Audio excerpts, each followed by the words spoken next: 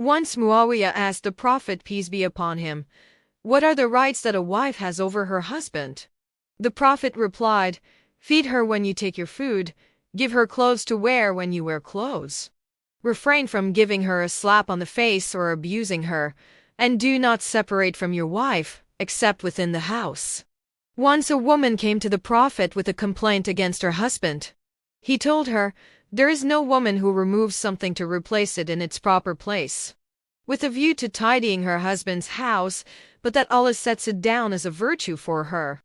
Nor is there a man who walks with his wife hand in hand, but that Allah sets it down as a virtue for him. And if he puts his arm round her shoulder in love, his virtue is increased tenfold." Once he was heard praising the women of the tribe of Quraysh, because they are the kindest to their children while they are infants, and because they keep a careful watch over the belongings of their husbands. The Sharia regards women as the spiritual and intellectual equals of men. The main distinction it makes between them is in the physical realm, based on the equitable principle of fair division of labor. It allots the more strenuous work to the man and makes him responsible for the maintenance of the family. It allots the work of managing the home and the upbringing and training of children to the woman, work which has the greatest importance in the task of building a healthy and prosperous society.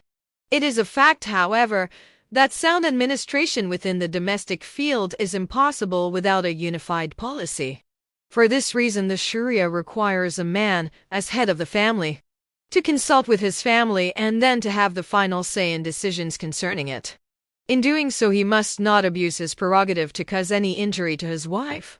Any transgression of this principle involves for him the risk of losing the favor of Allah, because his wife is not his subordinate, but she is, to use the words of the Prophet, peace be upon him, the queen of her house. And this is the position a true believer is expected to give his wife.